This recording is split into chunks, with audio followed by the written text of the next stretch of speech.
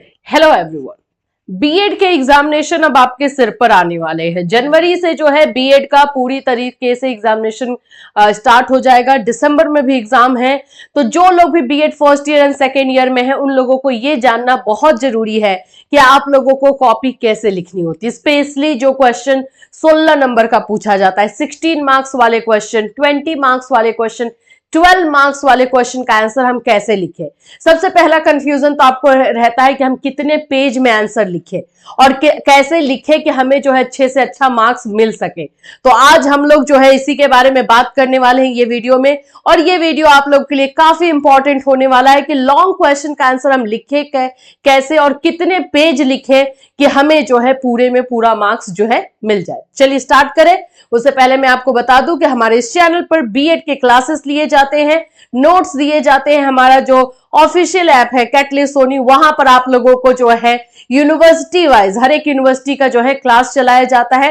Agra university BEd first year और second year का class launch किया जा रहा है, जो आपको दिसंबर के फर्स्ट वीक से स्टार्ट हो जाएगा और उसका जो है एडमिशन प्रोसेस चल रहा है। तो जो लोग भी आगरा यूनिवर्सिटी के हैं और एडमिशन लेना चाहते हैं वहां जाकर के जल्दी से जल्दी ले सकते हैं।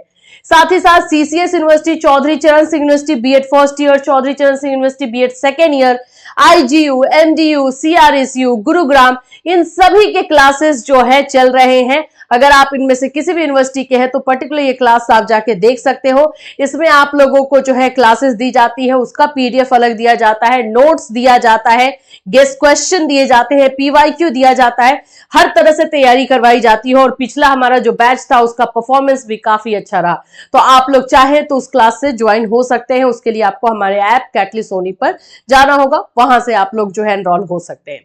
चलिए अभी बात कर लेते हैं हम लोग बीएड में मार्क्स हम कैसे लिखे कॉपी 16 मार्क्स वाले क्वेश्चन को कि हमारा पूरा का पूरा मार्क्स आ जाए। देखो ये क्वेश्चन पेपर हमने लिया है, ये क्वेश्चन पेपर 2018 का है, आपका paper 1 childhood and growing up का है। इसमें क्वेश्चन आप लोगों को देखो किस तरह से आ रहा है। 16 नंबर का क्वेश्चन, 16 मार्क्स का क्वेश्चन यहां दिखाई दे रहा है। इसमें explain the role of heredity and environment in the development of child. बालक के विकास में वंशानुक्रम और पर्यावरण वातावरण की भूमिका का वर्णन करना है। ठीक है, 16 मार्क्स का है। कैसे लिखेंगे क्वेश्चन, लिखेंगे आंसर लिखेंगे कैसे, 16 मार्क्स है तो हमें पूरा सोच समझ करके तो लिखना होगा। सबसे पहले कि कितना पेज लिखना हमारे लिए जरूरी है। एक और क्वेश्चन में दिखाती हूं सारे क्वेश्चन आप लोग देख लोगे तो आप लोगों के लिए सही है कि इस तरह का क्वेश्चन आता है। जैसे यहाँ पे देख लो, यहाँ पर भी आप लोगों को ये 16 मार्क्स का है। किशोरावस्था से आप क्या समझते हो, इसकी प्रमुख विशेषताओं का उल्लेख कीजिए। ये इस तरह का क्वेश्चन है। अभी हम लिखे कैसे, तो चलो आते हैं हम लोग। देखिए 12, 16 एंड 20 मार्क्स के जो क्वेश्चन होते हैं उसका आंसर कैसे लिखना है। सबसे पहली जो चीज आपको ध्यान में रखना है, इंट्रोडक्शन। किसी भी क्वेश्चन का आंसर लिखते समय हमें जो है उसका इंट्रोडक्शन, पहला पॉइंट ये होता है। देखो मार्क्स कहां कहां कटेगा वो मैं बता रही हूं। अगर ये चीज नहीं लिखोगे, इंट्रोडक्शन उस टॉपिक का नहीं दोगे तो डेफिनेटली आपके मार्क्स कटेंगे। इंट्रोडक्शन यानी कि किसे कहते हैं, जो होता है ना कि जैसे आप लोगों का हेरिडिटी वाला ही था, तो उसमें पहले हेरिडिटी यानी इन्वायरमेंट क्या होता है उसके बारे में आप पहले बताइए। वो इंट्रोडक्शन देना बहुत जरूरी है किसी भी क्वेश्चन का बीएड में आंसर लिखने के लिए। पहला पार्ट है। मैं बीएड की कॉपी चेक करती हूँ एग्जामिनेशन का, इसलिए एक्सपीरियंस बेस्ड आपको बता रही हूँ। ये इसमें से किसी भी चीज में गैप करोगे पूरी तरीके से एग्जामिनर आपका 2-3 नंबर ऐसे ही काट लेता है बिना किसी झिझक के। तो ये नहीं मिस होना चाहिए। दूसरा जो आप लोग का पार्ट होता है डेफिनेशन, जिसको हम परिभाषा बोलते हैं। अभी जैसे हेरिडिटी एंड एनवायरमेंट वाला था तो उसमें जो है अगर आप लोगों को किसे कहते हैं पूछ रहा है, आप लिख रहे हो, तो फिलोसोफर और साइकोलॉजिस्ट की परिभाषा लिखना जरूरी है। 16 मार्क्स वाले क्वेश्चन की अगर हम बात कर रहे हैं या 20 मार्क्स या 12 मार्क्स वाले, आपको ये याद रखना है कि लॉन्ग क्वेश्चन में कम से कम जो है 3 साइकोलॉजिस्ट या 3 या 2 या 3 तो कंपलसरी रखना, 2 तो डेफिनेटली रखना है। 2 या 3 जो है फिलोसोफर या साइकोलॉजिस्ट के आप लोगों को डेफिनेशन लिखने हैं। 2 या 3, अगर 3 लिख दे तो बहुत अच्छी बात है। 3 नहीं आ रहा तो एटलीस्ट 2 तो लिखना होगा। अगर 2 नहीं लिखोगे तो हमें मार्क्स कटेंगे आपके। इस बात का आपको बिल्कुल ध्यान में रखना है। तो पहला हमारा इंट्रोडक्शन होगा, दूसरा परिभाषा जो साइकोलॉजिस्ट या फिलोसोफर का रहता है, ये 2 टर्म। तीसरा हमारा जो होता है वो बॉडी होता है। बॉडी दैट मीन्स कि क्वेश्चन जो पूछ रहा है। अब आपका जो क्वेश्चन बीच में पूछा हुआ है वो, इसको हम लोग बॉडी बोलते हैं। तो ये पार्ट आप लोगों को थोड़ा सा लॉन्ग लिखना है, ठीक है। हम यहां पर बात कर रहे हैं 16, 16, 20 और 12 मार्क्स वाले क्वेश्चन की, ठीक है। तो ऐसे वाले मार्क्स में आप लोगों को जो है इस तरह से स्टार्ट करनी है। अब इसमें पहले तो आप लोगों को बॉडी में जो भी क्वेश्चन है उसको ट्राई करना है पॉइंट वाइज लिखने की कोशिश करना है कि इसमें पॉइंट वाइज अगर आंसर आ जाए तो अच्छी बात है। कम से कम 7 से 8 पॉइंट्स लिखना ही होता है, 7 to 8 पॉइंट्स लिखना जरूरी होता है, ठीक है। अब इसमें कितना पेज लिखना होगा, देखो मैं जनरली जो बोलती हूँ 5 to 6 पेजेस के बारे में बोलती हूँ। अगर आप लोगों को 5 से 6 पेज नहीं लिख पा रहे हो तो मिनिमम जो है 4 पेज एनी हाउ लिखना है, नहीं तो मार्क्स बहुत कम आ जाएंगे। मिनिमम 4 पेजेस, ठीक है, ये बात याद रखना है। नहीं तो 6 पेजेस एक स्टैंडर्ड होता है, अच्छा होता है। 5 to 6 पेजेस आप लोगों के लिए स्टैंडर्ड है। 5, 5.5, 6 लिख दे तो अच्छी बात है, ये सही रहेगा, ठीक है। तो ये चीजों को आपको ध्यान रखना है कि मिनिमम 4 पेजेस या 5 to 6 पेजेस जाना ही चाहिए, ठीक। ये आप लोग का हो गया। बॉडी पॉइंट वाइज रहे तो बहुत ही अच्छी बात है। अब इसमें जो आप लोग का 4th नंबर पॉइंट होगा आंसर लिखते समय, आप लोगों का होगा फ्लो चार्ट। बहुत जरूरी होता है बाबू, बहुत जरूरी, आपके आंसर को ना एनहेंस कर देता है। छोटी छोटी जो गलतियां आप करते हो उसको हटा देता है। फ्लो चार्ट लिखना बनाना जरूरी है।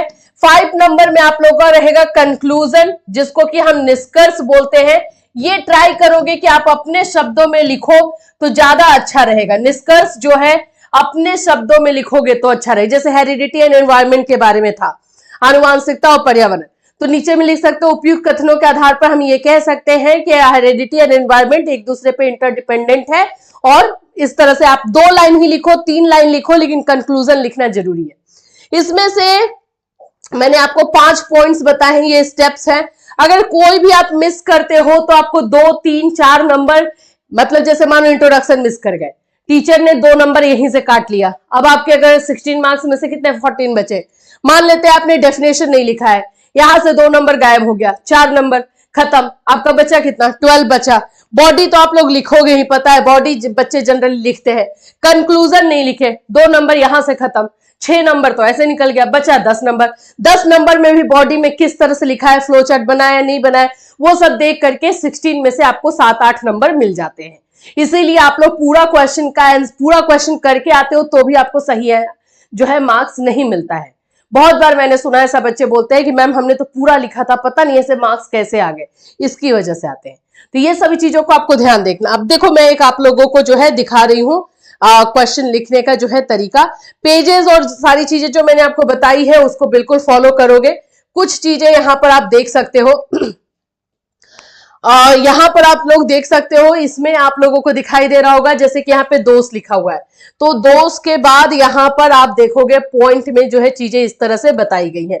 नीट एंड क्लीननेस भी देख सकते हो, पॉइंट्स भी देख सकते हो। देखो पॉइंट का एक्सप्लेनेशन ज्यादा होना जरूरी नहीं है, लेकिन हाँ पॉइंट्स होना जरूरी है। कम से कम लॉन्ग क्वेश्चन में 16 मार्क्स वाले क्वेश्चन में 7 to 8 पॉइंट्स तो होना ही चाहिए, ये बात याद रखना है। देखो ये सारे पॉइंट्स हैं।